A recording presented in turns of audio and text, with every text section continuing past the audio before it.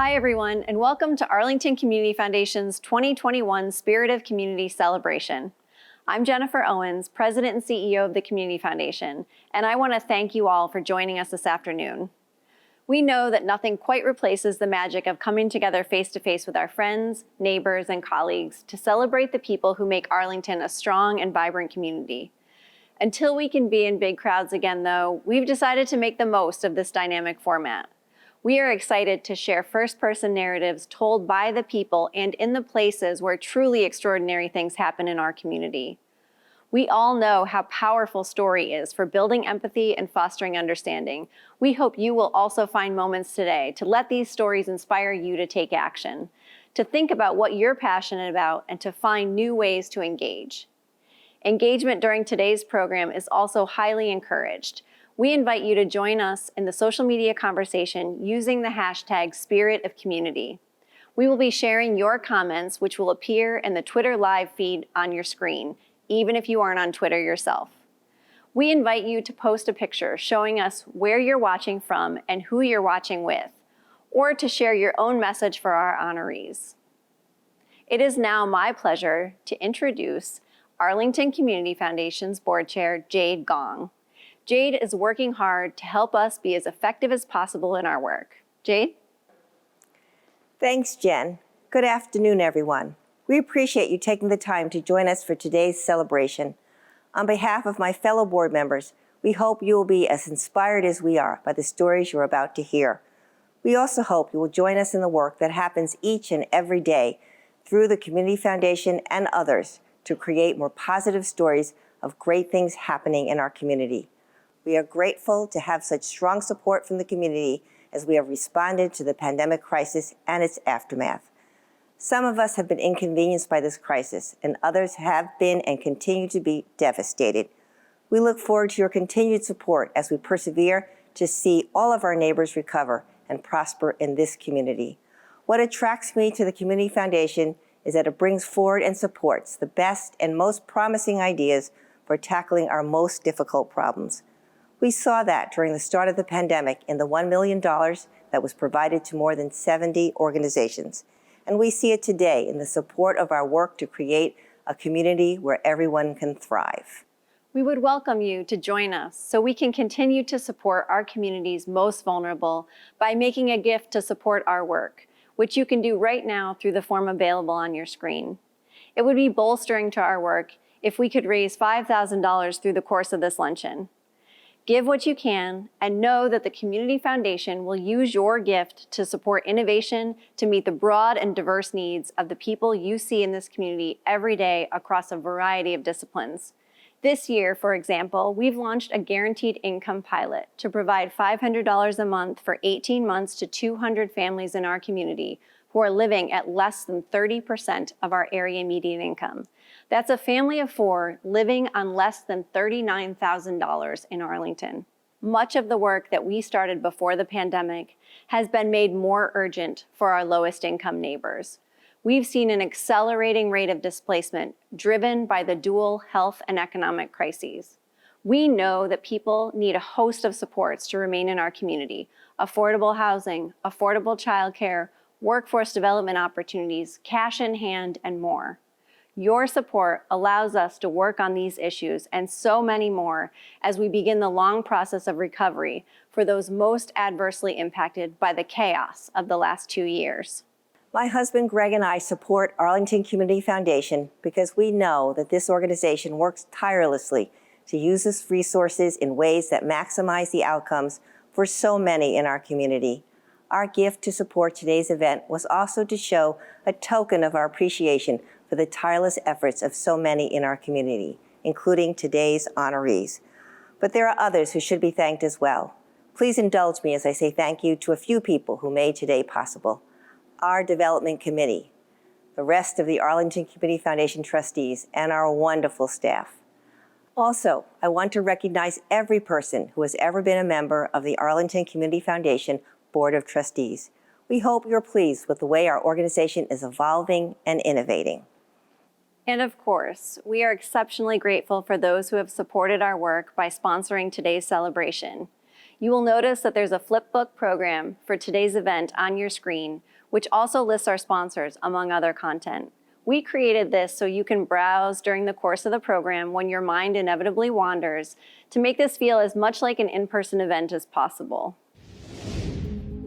Our presenting sponsors, Jade Gong and Greg Fry, the Niceta family, and Amazon. Our platinum sponsor, Wendriff and Associates, CPAs.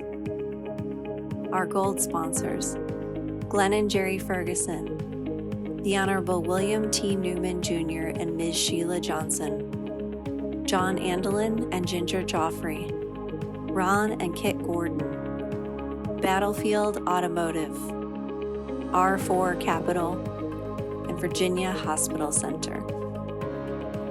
Our silver sponsors, Arlington Free Clinic, Christopher and Paige Finger, Cindy and Joe McMahon Jr. and Ventera Corporation, Deborah Gandy, Dorchester Apartments and Towers by Lola C. Reinsch and Reinsch Pierce Family Foundation, Jean Broyhill and Joe Ventrone, John Benton and David Briggs, Lauren Friedman and Patricia Rodriguez, Nancy Snell, PNC Bank, Richard and Jean Barton, Thomas and Patricia Connolly, Lindsay Automotive, Manning, Murray, Barnett and Baxter, National Capital Bank, and Castro Haas. And our bronze sponsors and supporters whose names are now listed on your screen. Thank you all for your support.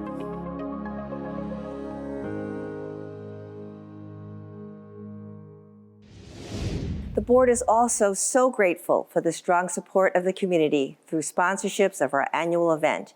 Thank you, thank you. And now for today's awards. In 1993, Arlington Community Foundation awarded the first Spirit of Community Award, named in honor of our founder and President Emeritus, Judge William T. Newman Jr.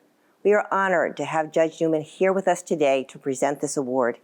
His accomplishments on the bench as Chief Judge of the Arlington County Circuit Court are paralleled by his accomplishments in this community. And as you'll hear in a moment, as a lifelong Arlingtonian, his connections run deep. It is now my pleasure to introduce Judge Newman to present today's awards. This year, Arlington Community Foundation celebrates its 30th year in service to our community. For 30 years, I have been proud and humbled to see this organization help our community and neighbors through times of great turmoil and times of great prosperity. Through these ups and downs, we have continued to recognize the people who rise up and serve selflessly to help us achieve our vision of the best possible Arlington for all of us. This year's awards, as the Community Foundation celebrates 3 decades of service, we want to recognize 3 individuals who have stepped up over those decades and then some to build lasting legacies that will benefit our community for generations to come. These 3 extraordinary women represent so much of what makes Arlington a truly vibrant, compassionate, and storied community. This year's honorees are Florence H. Ross, winner of the Spirit of Advocacy Award; Kay Niceta, winner of the Spirit of Volunteerism Award; and Lucy Bowen McCauley, winner of the Spirit of Community Award. Over the years, it's often been the case that I know the selected honorees, given my lifetime of service in Arlington. This year is a first for me, though, for I have known Florence H. Ross, or Mrs. Ross, since I was a little boy growing up in the neighborhood now known as Arlington View, but what many of us remember as Johnson Hill in days gone by. To have witnessed the work of Mrs. Ross for my entire life adds to the significance are presenting her with an award today. Just as Mrs. Ross has inspired me, I hope that the lives of all three honorees will inspire you to bold action in our community today and for generations to come. Here are their stories.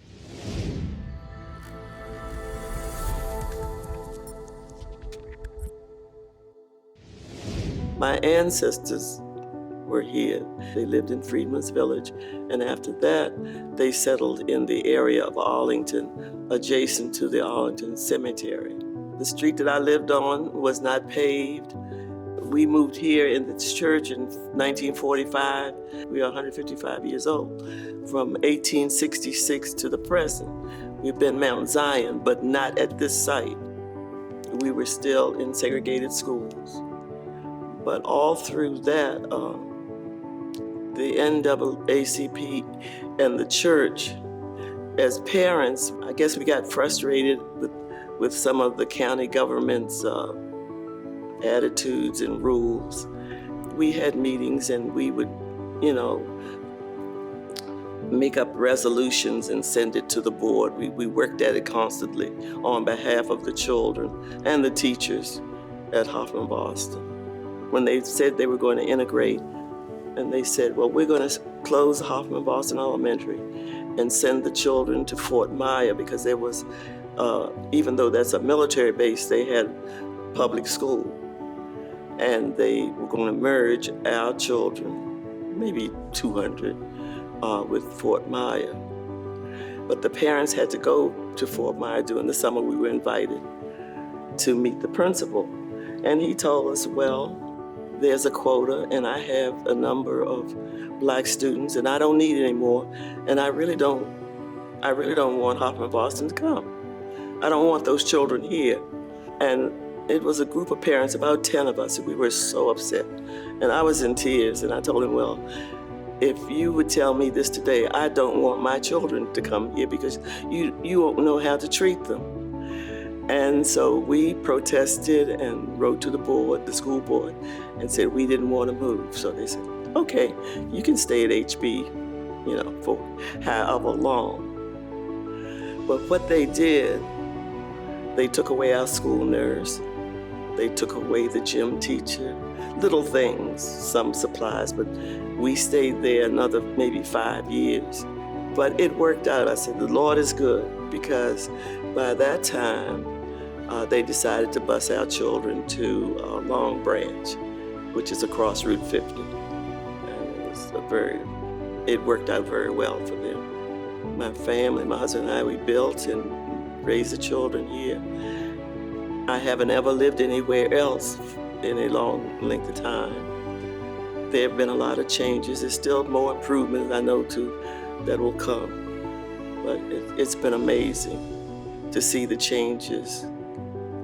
Growth comes for myself and working with my neighbors and the schools. I think you have to speak up about things, and it does bring change. You have to give service. None of us we don't do anything by ourselves. We've always had help. And like I said, for myself, I wouldn't have accomplished whatever I've done without the help of the church and my husband and other people. And the young people, I think it's great that they're taking a stance and that they continue to work. They may not get the answer in a day or so, but it'll all work out.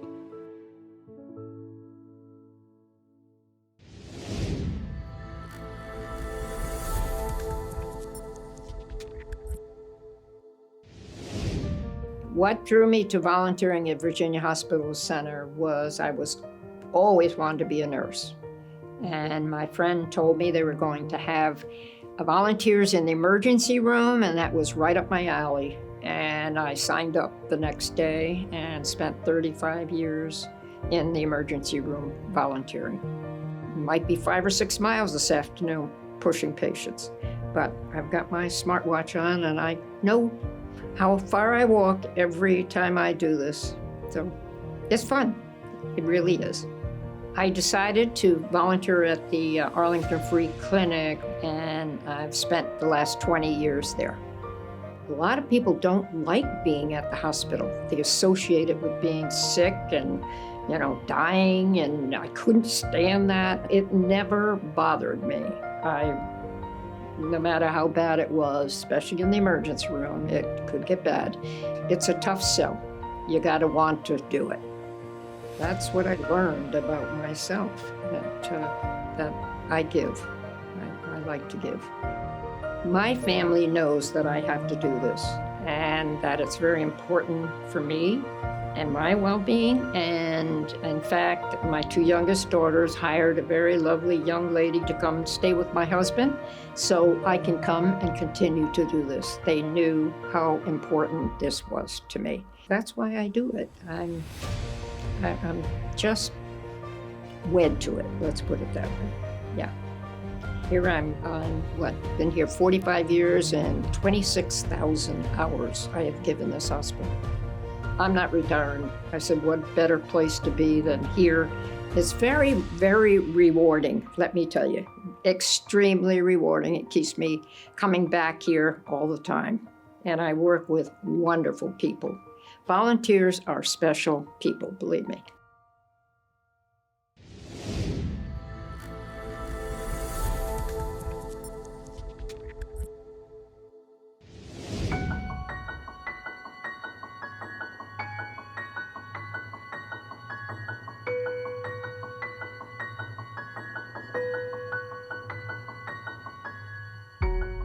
I grew up a very physical child. I loved sports and activities. My mom said that they couldn't wear me out. And so at age 7, I went with 3 other classmates to ballet. And from age 7 and 8, I went once a week. I didn't particularly like the pink tights. I didn't particularly like the teacher, Miss Johns, and I don't think she liked me. So after 2 years, I asked Mom if I could quit. And so I did, and it wasn't until I was 11 when I tried again at a different studio, I fell in love with dance. Bowen Macaulay Dance Company is 25 years old and very proud to have had the opportunity to have a company here in Arlington. So it took us about 5 years to get our community programming rolling, but we got very involved in schools. So Bowen Macaulay Dance offered in-school programs and performances, some workshops, and then residencies. An example of a really successful residency was at Kenmore Middle School. We were there for, I believe, 14 years in an after-school program. We influenced a lot of children who were not exposed to dance without us being there, and a few went on to professional careers. Then on the other spectrum, later, it was 14 years ago, Bowen Macaulay Dance got involved with Dance for Parkinson's Disease, which is still going and I am passionate about. The Dance for Parkinson's Disease program was started by the Mark Morris Dance Group, and they're based in Brooklyn, New York. A wonderful company, and their program is, I believe, celebrating 20 years now. This is not a therapy class, it's an actual dance class for people with Parkinson's disease and their caregivers. So during the pandemic, we kept the classes going on Zoom, and I'm happy to say that we have the programs up and running again. I have one program at the Maryland Youth Ballet in Silver Spring, a program here at the Kennedy Center in the Reach, and also at George Mason University of Virginia location. The joy that we bring to people with Parkinson's disease, for example, the other life, end of the life spectrum, we don't cure, but we trump that disease while people are in the room dancing, and they become graceful. And and we level the playing fields because it's people with Parkinson's disease or their caregivers. So it's just this warm environment, and they're learning dance from a professional. And we use imagery. We don't just do moves, and physical therapy is great, but that's not what we're doing. We're doing something a little more creative, and with all kinds of great music to rhythm. And it does something to the brain as well as the body. I am so honored to be receiving the Spirit of Community Award from the Arlington Community Foundation. I have attended the event many times, and I've nominated other people, and I never really thought I'd be honored. So I feel very, very happy to receive this award. Really the joy that the arts can bring. If it's dance or looking at a painting, it can soothe someone's anxiety or get someone to paint. And you don't have to be great at it, but it's just so important to life.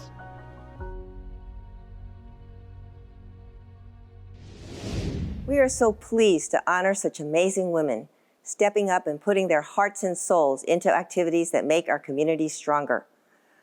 We hope you have been inspired as we have by the commitment and dedication so many like Lucy, Florence, and Kay bring to their work every day. And one more thank you to Judge Newman for planting the seed that grew into this celebration and for his continued engagement in our work. And now, as a Community Foundation board member, an Arlingtonian, and a mother, I'm so excited to share with you the story of another group that is planting seeds in our community. Supporting our youth has been a focus of Arlington Community Foundation for decades. One notable example is our scholarship program. Last year, we provided more than $600,000 in scholarship awards to deserving college-bound or college-enrolled students from Arlington. Students are selected through a community process, and we invite all who are interested to let us know if you'd like to volunteer to participate in this rewarding experience. Another example of student support and the story you're about to see is our Youth Philanthropy Initiative. More than a decade ago, dedicated volunteers like Susan Duke, a former Community Foundation board member, conceived of a program that would empower young people by placing them at the center of a youth-led process for making a difference in their community. Adults would be there to assist young people in achieving their goals, but would not drive the process or the outcomes. I know the power of this program because many years ago, my own daughter participated in the Arlington Youth Philanthropy Initiative. It was a wonderful experience that helped shape her and prepare her for a lifetime commitment to finding ways to improve her community. This year, we wanted to introduce you to some of the young people designing today's Arlington Youth Philanthropy Initiative. We hope you will be as inspired as we were by their drive, dedication, and passion. AYPI is the Arlington Youth Philanthropy Initiative, and basically our main goal is to just fund youth-led projects and just kind of support them throughout the whole process and just kind of get that community mindset and like helping the community. AYPI's mission is basically just to make Arlington a better place. We provide grants for youth-led ventures that benefit the Arlington community. And another really big part of our mission is that we want to get young people involved in philanthropy and get young people starting their own projects to improve their communities. What attracted me to be a part of AYPI is that they give youth the opportunity to make a difference. And I think a really important part about AYPI is that we give youth like grants. And that's really important because it gives them the creativity and the openness to kind of decide how they want to approach the issues that are in the community. One that we have this year is a fashion show by a senior. And she's trying to raise money for a club with this fashion show, so that's a really creative idea. I started a project over quarantine after the murder of George Floyd, and it's called Students for Racial Equity. We're just trying to get that kind of racial equity mindset into the community. In doing that, we're hoping to make our schools more inclusive and also just a better place for students to learn. I really enjoy watching our projects grow. I enjoy seeing people get their grants and then hearing about the benefits that they're making for Arlington. We have 3 pillars that we kind of go by very strictly. Our first one is change making. So we're very focused on helping the community and helping students make that change in the community. And our second one is grant making.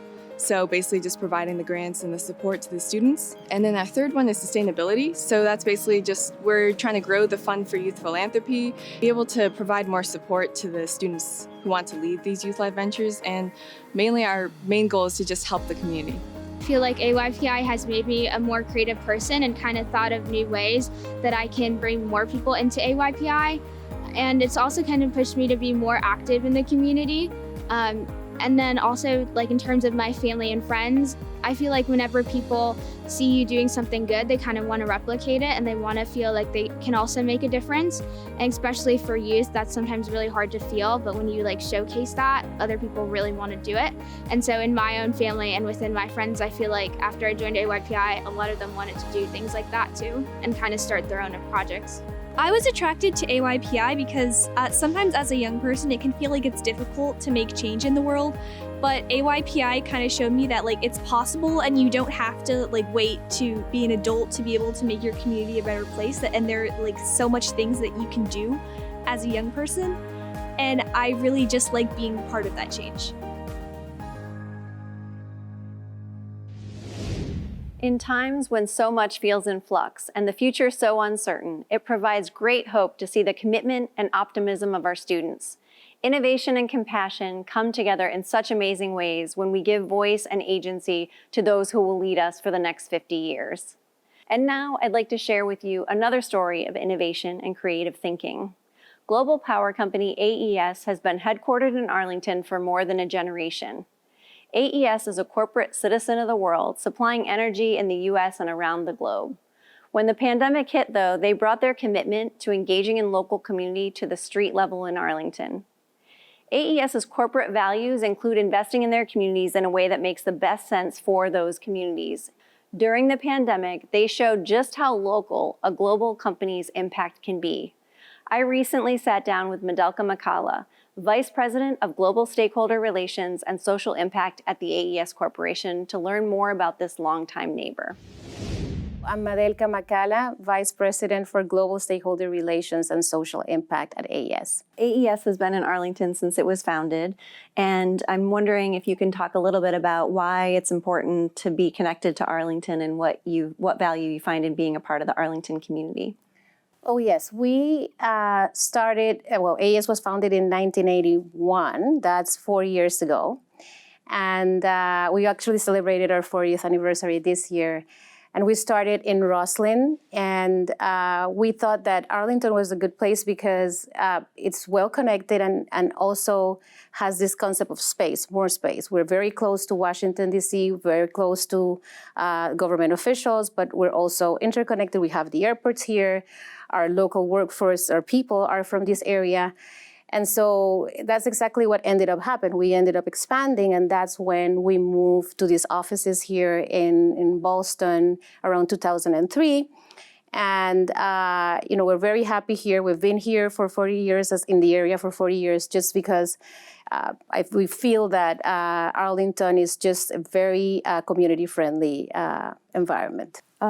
So when we first started working together, AES and the Community Foundation really got together to look at ways we could co-create some opportunities in Arlington for people who were really impacted by the pandemic.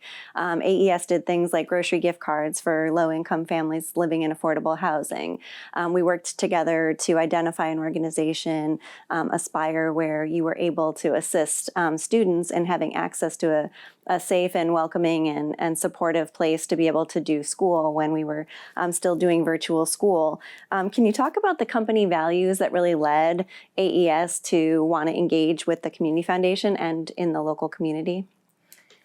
So I think that when we experienced the pandemic, I was reflecting on this yesterday. The first thing that AES did was really to protect the people that we were working closely with, and that created this domino effect in AES employees, right? We all wanted to contribute to the communities in which we were. So driven a little bit by this desire from our own employees, we went out to look for organizations that had a very good reputation and that we knew could guide us through the process, because everything was moving so fast, right? The way how we do things here, we are really focused on impact. So we wanted to make sure that if we were going to support the communities, we were going to do it together with someone that was very focused on community-oriented solutions and on impact. And we found you. And I think that it was great. We are a global company. And the same thing that we did here, we did in Brazil, we did in Vietnam, we did in Bulgaria. I'm originally from Panama, and it was very good for me as an employee to see that AES was really involved in these communities, supporting these communities wherever we were. So it was very rewarding to be sitting, and I think I feel privileged to be sitting in this position because I could see, again, the impact that we were having not only here in Arlington, but throughout the world. Well, we're very glad that you found us. So being creative and nimble can be really difficult for a big global company, but you all really identified a resource that you had within your company in electric cars that were available and unused. And you thought of a really creative way to use those to kind of double down on the impact that you were making with the money that you were contributing to use other resources. Can you talk a little bit about what you did with your electric car fleet? Just to give you a little bit of an idea where we stand, AES sees the future highly electrified, and that solution that we put at the disposal of the communities is called Motor. It's AES electric vehicle business. In our distribution utilities, we have that for the utilities and actually for our customers. And when the pandemic started, we actually started with what is it that we have here that could be put at the disposal of the communities. And we thought this was a very good way of supporting the communities, but also the environment, right? At the same time, it was a win-win for everybody. And we did that. We supported the communities by providing them with subscriptions at no cost. So the health workers could go to their workplaces feeling safe and come back feeling safe. And actually feel that someone else was also taking care of them, which was something that we saw when we spoke to many of them, that, you know, they felt that at least the company cared. You know, during those days, they were actually, working with so many people, and they really appreciate the contribution that AES gave them. So what do you see as the future of AES's philanthropic engagement in Arlington and maybe beyond? But where do you see AES's corporate engagement going?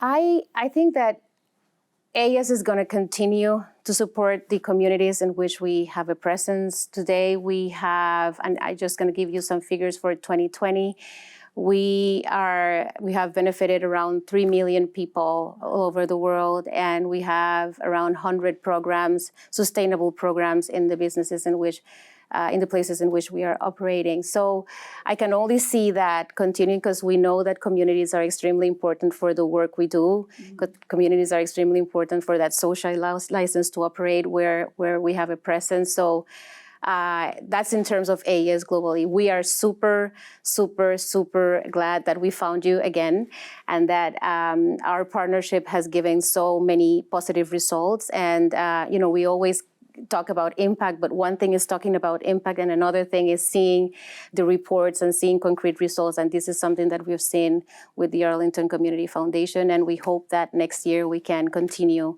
with new programs. What do you see as sort of the future of not only AES's giving, but what would you like to see among other corporations in both the region, Arlington, and beyond? We want to be part of a community of businesses that are really looking into the future and investing in community resilience. Because when you look at these past years, you see the amount of the aftermath of the natural disasters that we've had, or COVID.